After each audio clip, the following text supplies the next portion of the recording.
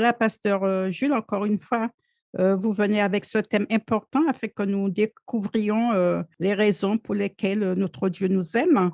Donc, je vais vous laisser pleinement la place afin de bien vouloir développer ce sujet. Merci pour cette présentation. Que Dieu encore puisse nous fortifier en ce jour, nous encourager, nous donner toujours à aller de l'avant puisque notre objectif prioritaire est de servir notre Dieu. C'est vrai que le thème est important. Dieu t'aime, hein, Dieu nous aime, Dieu m'aime. Et c'est vrai que nous ne sommes pas toujours conscients de cet amour que Dieu manifeste à notre égard. Lorsque nous regardons notre vie, lorsque nous regardons notre passé, nous nous disons vraiment que lorsque nous avons accepté Jésus comme Sauveur et Seigneur, il nous a fait vraiment grâce, il nous a protégés, il nous a bénis, il nous a fortifiés, il nous a encouragés. Mais parfois, il y a des moments où nous oublions la grâce de Dieu. Donc, ce jour encore, je voudrais que nous puissions mettre le curseur sur ce fait incontournable, c'est-à-dire l'amour que Dieu a manifesté non seulement de manière individuelle, mais de manière collective. Le texte que je voudrais, prendre qui m'a vraiment, interpellé, se trouve dans le livre des Actes des Apôtres au chapitre 7 et c'est un discours d'Étienne. Nous savons que Étienne a été ce premier, je dirais ce premier martyr qui avait une certaine conviction de l'amour de Dieu à son égard et son témoignage a été, je dirais un vecteur, déterminant, pour, je dirais, la conversion de l'apôtre Paul, du futur apôtre Paul à l'époque.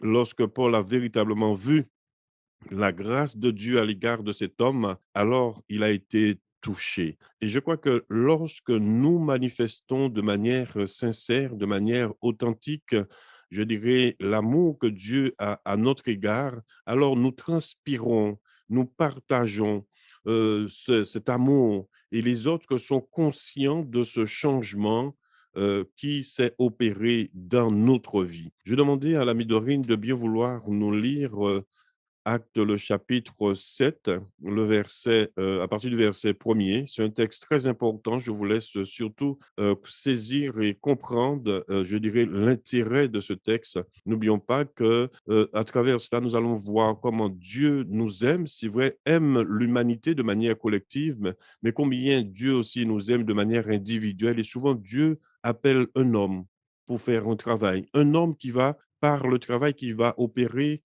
va bouleverser, je dirais même l'humanité. Donc, comprenons que ce matin, que lorsque Dieu aime un homme, lorsque Dieu choisit un homme, alors il y a quelque chose qui se passe, il y a quelque chose qui s'opère. Nous allons laisser l'ami Dorine nous lire ce texte important, Acte le chapitre 7 à partir du verset 1er. Le souverain sacrificateur dit, les choses sont-elles ainsi? Étienne répondit, homme frère et père, écoutez, le Dieu de gloire apparut à notre père Abraham lorsqu'il était en Mésopotamie, avant qu'il s'établisse à Charan, et il lui dit, quitte ton pays et ta famille et va dans le pays que je te montrerai. Il sortit alors du pays des Chaldéens et s'établit à Charan. De là, après la mort de son père, Dieu le fit passer dans ce pays que vous habitez maintenant. Il ne lui donna aucune propriété en ce pays, pas même de quoi poser le pied, mais il promit de lui en donner la possession et à sa postérité après lui, quoiqu'il n'ait point d'enfant. Dieu parla ainsi, sa postérité séjournera dans un pays étranger, on la réduira à la servitude et on la maltraitera pendant 400 ans, mais la nation à laquelle ils auront été asservis, c'est moi qui la jugerai, dit Dieu. Après cela, ils sortiront et ils me serviront dans ce lieu-ci. Puis Dieu donna à Abraham l'alliance de la circoncision et ainsi Abraham ayant engendré Isaac, le circoncis le huitième jour, Isaac engendra et circoncis Jacob et Jacob les 12 patriarches. Les patriarches jaloux de Joseph le vendirent pour être emmenés en Égypte, mais Dieu fut aussi avec lui et le délivra de toutes ces tribulations. Il lui donna de la sagesse et lui fit trouver grâce devant Pharaon, roi d'Égypte, qu'il établit gouverneur d'Égypte et de toute sa maison. Il survint une famine dans tout le pays d'Égypte et dans celui de Canaan. La détresse était grande et nos pères ne trouvaient pas de quoi se nourrir. Jacob apprit qu'il y avait du blé en Égypte et il y envoya nos pères une première fois. Et la seconde fois, Joseph fut reconnu par ses frères et Pharaon sut de quelle famille il était. Puis Joseph envoya chercher son père Jacob et toute sa famille composée de 75 personnes. Jacob descendit en Égypte où il mourut, ainsi que nos pères, et ils furent transportés à Sichem et déposés dans le sépulcre qu'Abraham avait acheté à prix d'argent des fils d'Amor, père de Sichem. Le temps approchait où devait s'accomplir la promesse que Dieu avait faite à Abraham et le peuple s'accrut et se multiplia en Égypte jusqu'à ce que parut un autre roi qui n'avait pas connu Joseph. Jusque-là, nous comprenons que ce texte est extrêmement important pour nous en ce jour, pour notre réflexion. N'oublions pas que j'ai avancé l'idée que notre Dieu nous aime et que Dieu aime l'homme. Et à travers ce passage, ce discours, je dirais, d'Étienne qui avait retenu la leçon, nous voyons déjà un premier homme, Abraham. Et c'est vrai que lorsque Dieu appela Abraham, nous pouvons lire à travers son appel un certain scepticisme peut-être au départ parce que lorsque Dieu vous demande des choses parfois difficiles, on se pose toujours la question comment faire. Mais ce qu'il faudrait déjà retenir, c'est la première chose qu'il faudrait déjà retenir, c'est que lorsque Dieu nous parle et lorsque nous sommes convaincus que Dieu nous a parlé à travers bien sûr des signes concrets, je dirais, nous sommes appelés à obéir. Et c'est vrai que souvent, nous nous trouvons dans des situations particulières parce que lorsque nous regardons en aval, je dirais, ou en amont, nous verrons que peut-être que Dieu nous avait parlé, nous avons fait fi de ce qu'il avait dit. Et là encore, nous avons raté, je dirais, une première occasion d'entrer dans son plan parfait pour notre vie. Et ce que je voudrais que nous puissions retenir surtout, c'est que Dieu a un plan parfait pour chaque vie, parce que Dieu connaît chaque homme. Et si nous sommes ici et maintenant, ce n'est pas par hasard, c'est la volonté parfaite de Dieu. Et la volonté de Dieu est parfaite. Et lorsque nous voyons cet appel de Dieu à l'égard d'Abraham, c'est vrai que cela n'était pas gagné.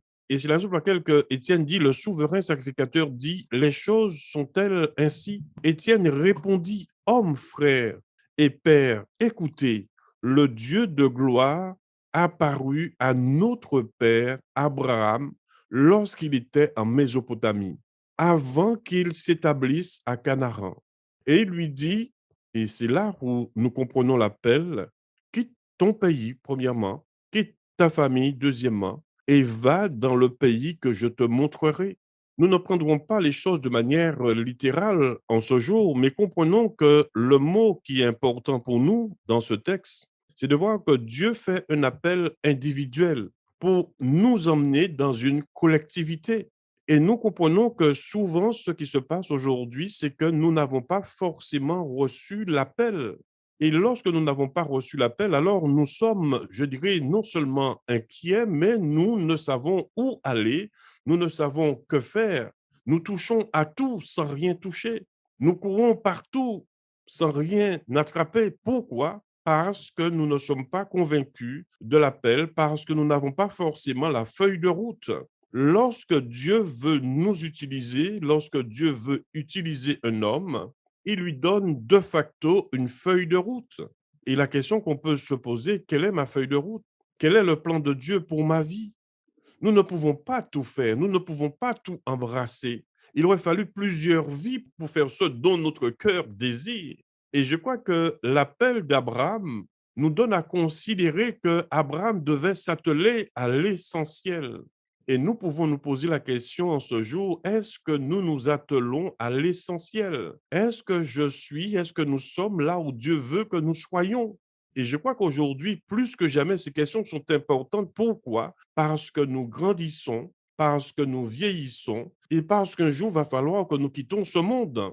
Et la question essentielle, Ce n'est pas le fait de quitter ce monde, puisque nous sommes tous appelés à quitter ce monde, mais la question essentielle, est-ce que j'aurai accompli la volonté de Dieu? Est-ce que j'aurai rempli ma feuille de route? Est-ce que j'aurai véritablement gardé, je dirais, le carnet de route que Dieu m'a donné parce que Dieu est capable? Et là, nous le voyons. Abraham n'est pas parti de lui-même. Abraham est parti parce qu'il était convaincu de l'appel de Dieu. Et voyez que Dieu demande à Abraham des choses difficiles et Dieu parfois nous demande des choses difficiles. Mais ce que nous devons comprendre dans cet appel, c'est que Dieu nous promet d'être avec nous tous les jours jusqu'à la fin du monde. Ce qui est bien dans cet appel et ce qu'il faut retenir, c'est parce que Dieu aimait cet homme, Abraham.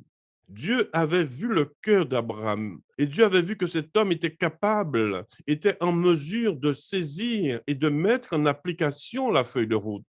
Et nous, lorsque nous regardons la vie d'Abraham de manière générale, il a eu beaucoup d'obstacles, il a rencontré beaucoup de difficultés, il a rencontré beaucoup d'incompréhensions et cela fait partie du cheminement de la vie de tout homme.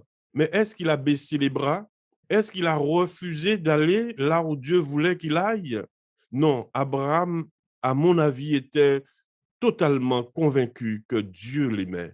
Et lorsqu'il a pris conscience que Dieu l'aimait, alors il a décidé dans son fort intérieur d'obéir. Et c'est ce qui nous arrive aujourd'hui, malheureusement, lorsque nous nous trouvons dans des situations particulières, posons-nous toujours la question, est-ce que je suis dans le plan de Dieu? Est-ce que je suis là où Dieu veut que je sois? Est-ce que je suis dans le kairos, dans le temps opportun? Et cette question est essentielle. Pourquoi? Parce que nous avons une seule vie. C'est important de savoir que nos jours sont comptés. Notre vie a un commencement, mais notre vie aussi a une fin. L'essentiel, ce n'est pas le commencement ou la fin. L'essentiel, c'est de savoir, est-ce que réellement je suis dans le plan parfait de Dieu pour ma vie? Est-ce que je suis là où Dieu veut que je sois? Est-ce que, comme Abraham, Dieu un jour m'a appelé? Est-ce un jour véritablement j'ai été convaincu de l'appel de Dieu? Est-ce que je suis entré dans un ministère sans l'appel de Dieu ou avec l'appel de Dieu? Ces questions sont essentielles. Pourquoi? Parce que Dieu a besoin d'hommes et de femmes qui sont capables d'entendre sa voix. Et non seulement d'entendre sa voix, mais d'entrer dans la dimension de l'obéissance.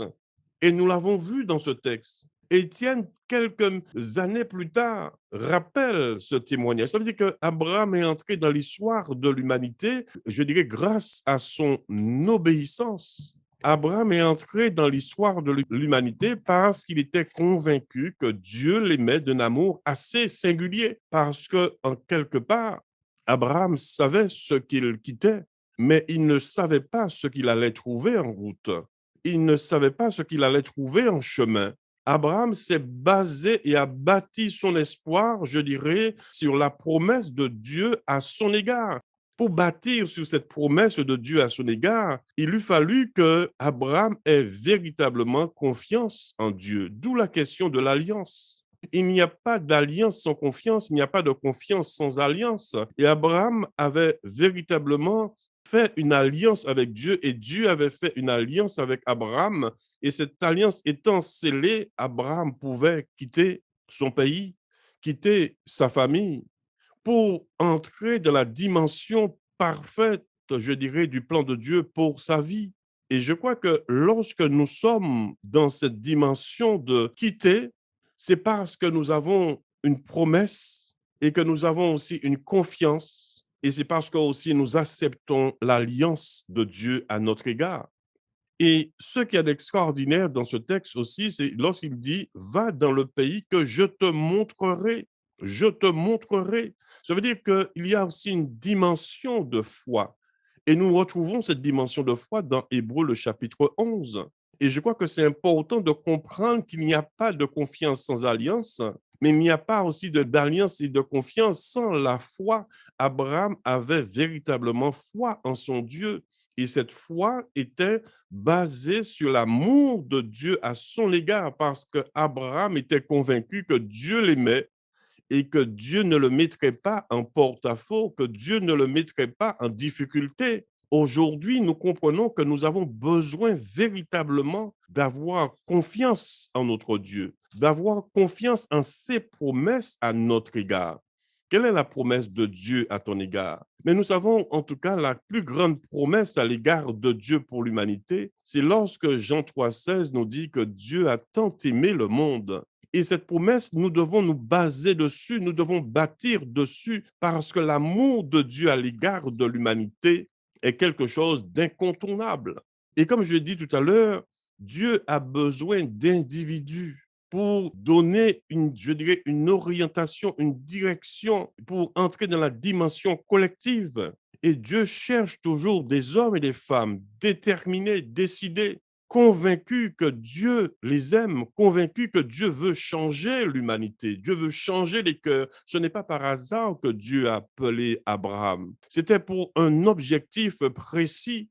Et nous voyons le résultat de cet appel, et non seulement le résultat de cet appel, mais aussi la chose la plus extraordinaire, j'ai parlé de la foi d'Abraham, mais surtout la confiance qu'Abraham avait en son Dieu. Et je voudrais que nous puissions comprendre cela en ce jour. Sans confiance, il n'y a pas d'alliance, mais sans alliance, il n'y a pas de confiance. Et je crois qu'aujourd'hui, ce qui manque, c'est véritablement cette confiance en ce que Dieu est capable de faire aujourd'hui, ici et maintenant. Et Abraham demeure un modèle par excellence. Et Étienne nous le rappelle. Étienne a été convaincu par le témoignage de cet homme, parce que Abraham avait obéi. Et surtout et souvent, notre obéissance va un jour s'inscrire dans l'histoire. Et l'histoire va se rappeler que nous avons, nous aussi, obéi à la parole de Dieu. Et je crois que Abraham a rencontré des obstacles, Abraham a rencontré des difficultés, Abraham a rencontré des incompréhensions. Mais lorsque nous regardons son cheminement, son parcours de vie, nous disons vraiment que Dieu a réellement aimé cet homme. Et je crois que c'est important de le considérer ce matin. Et on peut se poser la question, surtout une question importante, est-ce que je suis en capacité de suivre cet exemple? Est-ce que je suis en capacité d'entrer dans cette dimension de foi? C'est vrai que souvent nous prions, souvent nous jeûnons, mais Dieu nous dit simplement d'entrer dans cette dimension de l'obéissance, d'entrer dans cette dimension de foi. Si nous avons la foi comme un grain de sénévé, nous verrons la gloire de Dieu. Aujourd'hui, plus que jamais, Dieu cherche des hommes et des femmes remplis de foi, remplis d'espérance, remplis d'espoir, parce que nous vivons dans un monde découragé, dans un monde pessimiste, dans un monde en crise. Et aujourd'hui, nous sommes appelés à être le sel de la terre. Nous sommes appelés à redonner du goût. Et comment nous allons redonner du goût? Tout simplement en obéissant à la parole de Dieu. En prenant comme exemple des hommes comme Abraham, il est aussi mention de Joseph. Deuxième point important, combien la postérité d'Abraham a continué et a été une bénédiction non seulement pour son pays, mais aussi pour d'autres. Et vous regardez comment Joseph a été une bénédiction pour justement Pharaon, parce que Dieu avait renouvelé son intelligence. Et je crois qu'aujourd'hui, grâce à l'obéissance d'Abraham, Joseph a été une bénédiction là où il a été. Et c'est vrai que lorsqu'on regarde l'histoire de Joseph, c'est vrai que son père l'aimait d'un amour incommensurable. Nous comprenons combien l'amour est important. Nous comprenons comment et combien nous avons besoin d'être aimés, de nous sentir aimés, parce que l'amour nous donne les qualités nécessaires plus tard pour résister contre les forces adverses. Et Joseph était aimé de son père. Mais cet amour ne l'a pas empêché de traverser des moments les plus difficiles. Et pour ceux qui connaissent l'histoire de Joseph, Joseph a été vendu par ses frères. Pourquoi? Parce que Joseph avait aussi un appel sur sa vie. Joseph avait une vision sur sa vie. Dieu avait choisi Joseph pour un plan précis. Le choix de Dieu est toujours le bon choix. Nous avons vu aussi pour David combien David, il était quand même assez chétif. Personne n'avait misé sur lui, personne ne comptait sur David et pourtant, c'est lui qui a été choisi. Donc, comprenons ce matin que parfois, le choix de Dieu nous dépasse. Pourquoi lui? Pourquoi pas moi? Cela reste le mystère de Dieu parce que Dieu connaît profondément les cœurs.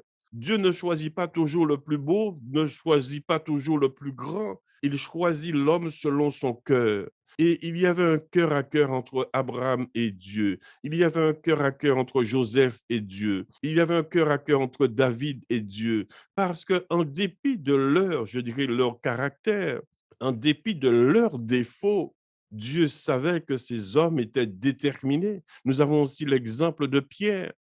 Comment Dieu a aimé Pierre, comment il a supporté. Seul l'amour de Dieu peut nous aider véritablement à aller de l'avant. Et je voudrais que nous puissions comprendre chacun que nous le voulions ou pas, Dieu dépose un amour spécifique sur chacun de nous parce qu'il connaît nos caractères, il connaît aussi nos défauts et j'aime dire que Dieu ne regarde jamais aux défauts de l'homme, mais il regarde toujours à l'aspect positif pour aider l'homme à sortir de ses défauts. Abraham avait des défauts, Joseph avait des défauts, David avait des défauts, mais c'étaient des hommes selon le choix de Dieu, mais aussi selon le cœur de Dieu. Et ce matin, je voudrais te dire que tu es une femme selon le cœur de Dieu. Tu es un homme selon le cœur de Dieu. Et Dieu a fait choix de toi. Dieu t'a choisi pour une grande mission.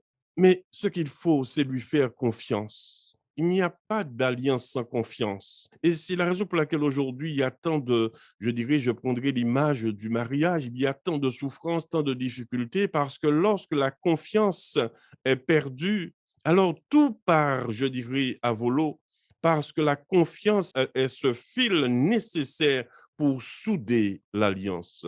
Abraham avait la foi en Dieu. Il ne savait pas forcément comment les choses allaient se dérouler, mais il avait déposé sa confiance en son Dieu. Et lorsqu'on connaît véritablement Dieu, lorsqu'on sait qu'il est en capacité de nous aider, lorsqu'on sait qu'il est en capacité de nous soutenir dans les moments les plus difficiles, alors nous lui faisons confiance. En ce jour, je voudrais que nous puissions regarder, étudier, comprendre justement, je dirais, ce discours d'Étienne et comprendre que pourquoi Étienne va faire allusion à Abraham, pourquoi Étienne va brosser la généalogie, je dirais, d'Abraham. Parce que nous comprenons que Dieu agit en plusieurs étapes. Lorsque Dieu a un plan, lorsque Dieu a un projet, et vous savez, lorsque vous faites une dissertation, lorsque vous faites une thèse, je dirais, ou une rédaction, il y a toujours une introduction, il y a toujours un développement, il y a aussi une conclusion. Et nous avons vu l'exemple de Moïse. Moïse a fait l'introduction, mais Moïse n'est pas rentré dans le pays, dans la terre promise. Pourquoi? On peut se poser la question. Et pourtant, Moïse est un homme selon le cœur de Dieu. Et Moïse n'est pas rentré dans le pays promis. Pourquoi? Parce que Dieu a un plan parfait pour chacun de nous. Et vous savez, Dieu parfois ne nous donne pas l'introduction, le développement et la conclusion pour que nous ne puissions pas justement entrer dans la dimension de l'orgueil. Parfois, il y a quelqu'un qui commence, il y a quelqu'un d'autre qui défriche, il y a quelqu'un d'autre qui récolte. Souvent, nous aurons voulu planter, cultiver, arracher et en même temps, je dirais, récolter. Non, tu peux être de ceux qui vont, je dirais, défricher, qui vont souffrir. Et ce sont d'autres personnes de ta génération, sans nul doute, qui vont profiter de ton travail. Parce que le travail, ce n'est pas notre travail, c'est le travail de Dieu. Mais trop souvent, nous avons sombré dans ce piège en pensant que ce que nous faisons, nous le faisons pour Dieu et que nous sommes, je dirais, le tributaire, nous sommes le responsable de cela. Non, notre Dieu, parfois, va m'utiliser pour m'emmener dans une dimension et quelqu'un d'autre va prendre le flambeau et continuer le travail. Parce que c'est quoi le problème? La finalité, c'est quoi? C'est que les choses se réalisent. Et je crois que c'est important de comprendre cela. Moïse n'est pas rentré dans le pays promis. Abraham n'a peut-être pas été jusqu'au bout, n'a pas véritablement vu certaines choses, mais il a contribué, il a participé. Et si Abraham n'avait pas obéi, le reste ne s'en suivrait pas pour montrer qu'il y a ce qu'on appelle une certaine interdépendance dans le travail que nous faisons. Chacun, nous avons notre place, chacun, nous avons notre importance. Et cette interdépendance se forme une forme de complémentarité. Et c'est ensemble que nous allons pouvoir avancer. C'est ensemble que nous allons pouvoir achever le travail. Et souvent, ceux qui commencent, mais souvent ceux qui ont semé, ceux qui ont bêché ne sont pas forcément ceux qui vont récolter, mais grâce à ceux qui ont bêché, grâce à ceux qui ont défriché, grâce à ceux qui ont semé, une autre génération va récolter. Et je crois que nous devons avoir comme Abraham, comme Moïse, une vision à long terme. Et trop souvent, nous sommes des court-termistes. Nous voyons les choses tout près, alors que Dieu veut nous donner une vision pour voir les choses de manière plus large. Et je crois que c'est important ce matin de considérer que si Dieu t'a appelé, si Dieu m'a appelé, si Dieu nous a appelés, c'est pour son œuvre, parce qu'il a un plan de vie pour chacun de nous. Il a un plan de vie pour l'humanité. Et je crois que en ce jour, Dieu veut que nous puissions renouveler, je dirais, notre engagement vis-à-vis de lui. Dieu voudrait renouveler sa promesse à notre égard. Et même si la bénédiction tarde, attends-la, parce que Dieu, lorsqu'il promet, il ne revient pas sur sa promesse. Et Abraham nous donne l'exemple type de celui qui a tout quitté, qui a pris le risque de tout quitter parce qu'il avait confiance en son Dieu. Donc ce matin, ne te laisse pas décourager parce que tu as l'impression de ne pas voir le bout du tunnel, tu as l'impression de ne pas avancer, tu as l'impression de t'être égaré, mais reste en paix, reste tranquille, revisite la feuille de route, repense à ton appel, à quoi Dieu t'avait appelé au départ. Est-ce que tu n'as pas dévié? Est-ce que tu t'es pas découragé? Il faut toujours se remettre en question afin d'être toujours dans le plan de Dieu. Et je crois que ce matin, Dieu veut bénir son peuple de manière collective, mais aussi de manière individuelle. C'est fort possible que Dieu t'appelle à entrer dans le ministère et tu dois accepter d'entrer dans le ministère. Peut-être tu n'as pas grand-chose, tu ne sais pas parler, comme dirait Moïse, tu n'as pas les outils nécessaires, mais je crois que Dieu, lorsqu'il dépose un projet dans le cœur d'un homme, c'est qu'il sait qu'il aura les moyens pour aller jusqu'au bout de ce que Dieu a prévu pour sa vie. Donc, une fois de plus encore, ne soyons pas de ceux qui n'ont pas la foi. Ne soyons pas de ceux qui refusons d'entrer dans l'obéissance. Rappelez-vous simplement une chose, si Dieu t'appelle, c'est parce qu'il t'aime. Et son amour à ton égard, lorsque tu prendras vraiment conscience de l'amour de Dieu à ton égard, et je voudrais insister sur cela, aucun homme, aucune femme ne peut t'aimer, ne peut m'aimer comme Dieu t'aime. Parce que lorsque Dieu aime quelqu'un, il ne regarde pas à ses défauts, il regarde à ses qualités. Et c'est là la chose la plus extraordinaire. Aujourd'hui, je répète, nous vivons dans un monde en crise, dans un monde où personne ne veut prendre des risques. Nous vivons dans un monde où nous sommes de plus en plus égoïstes, dans un monde où nous ne voulons pas aller vers les autres. Mais aujourd'hui, Dieu cherche des hommes et des femmes qui seront capables de dire oui comme Abraham, qui seront capables de dire oui, je sais que nous vivons dans un monde en crise, dans un monde qui a besoin d'être aimé. Et comme je sais que Dieu aime l'humanité, et comme je sais que Dieu m'aime, alors je pourrai aller vers ceux qui vivent sans Dieu, sans espérance, sans espoir. Combien de ceux qui sont sur le point d'arrêter leur vie parce que ces personnes sont dans le découragement, parce que ces personnes n'ont pas de vision, n'ont pas d'espérance.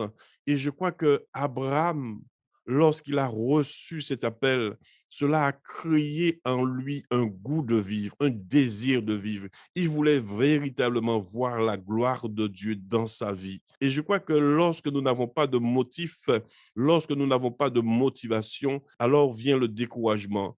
Et le découragement peut générer des choses parfois irréversibles. Donc, je dirais en guise de conclusion, 2 choses.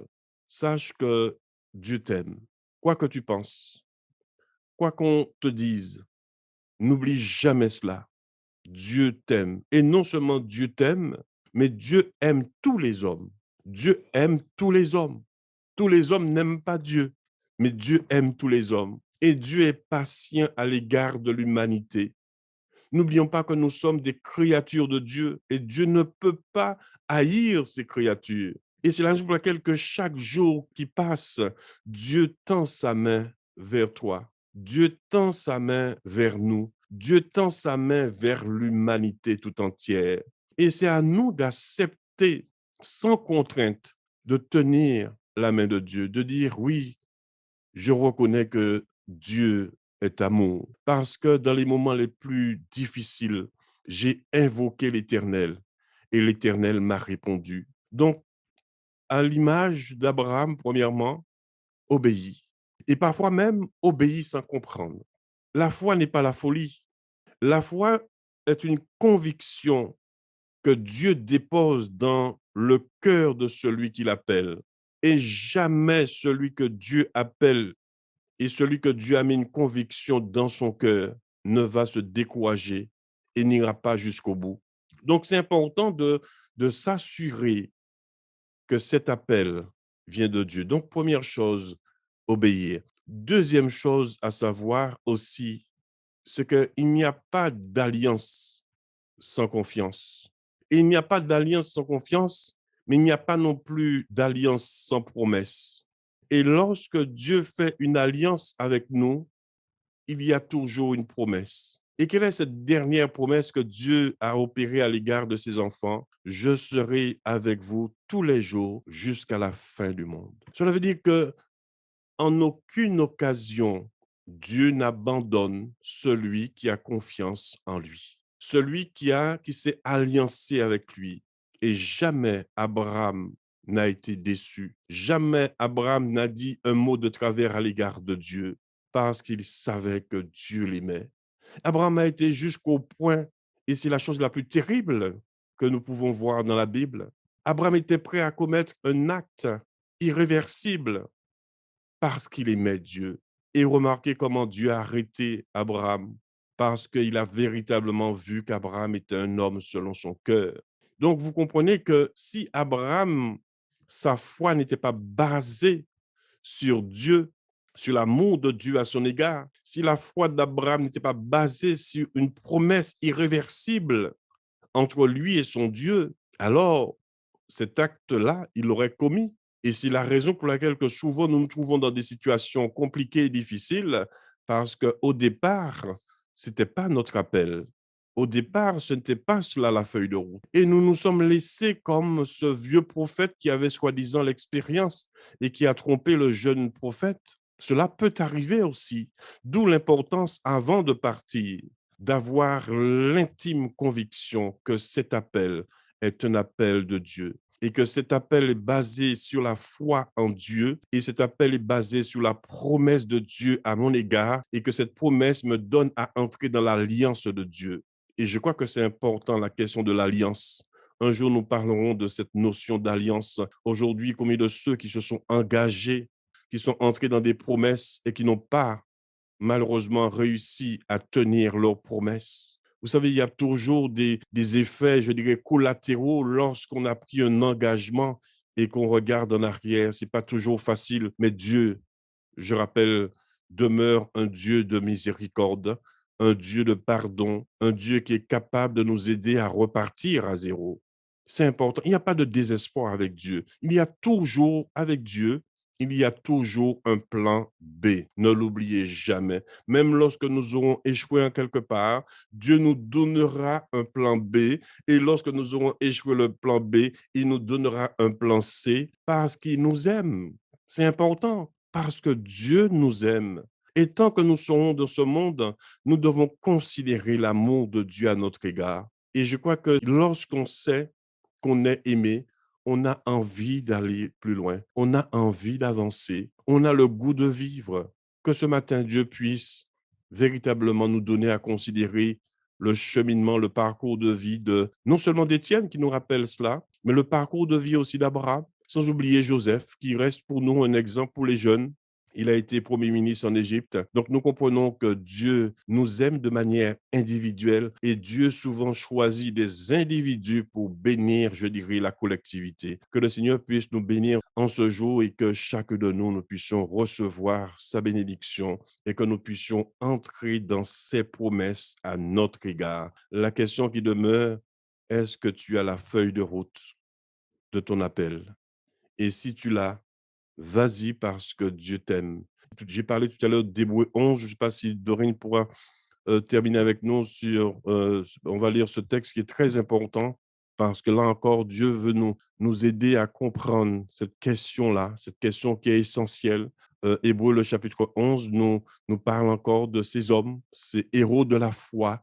Et aujourd'hui encore, au 21e siècle, Dieu cherche des héros de la foi, des personnes qui sont en capacité de saisir pleinement l'appel de Dieu et avoir une conviction, pas une folie, mais une conviction de leur appel pour véritablement être une bénédiction pour la nation. Joseph a été une bénédiction pour sa nation. Joseph ne s'est pas retiré dans le monde, mais il est resté dans le monde pour pouvoir faire le travail qu'il avait à faire. Donc, Dieu ne nous demande pas d'être sectaire, mais nous demande d'aller partout le monde et annoncer cette bonne nouvelle parce qu'il y a des hommes et des femmes qui ont faim, qui ont soif, qui ont besoin d'une parole d'espoir et d'espérance.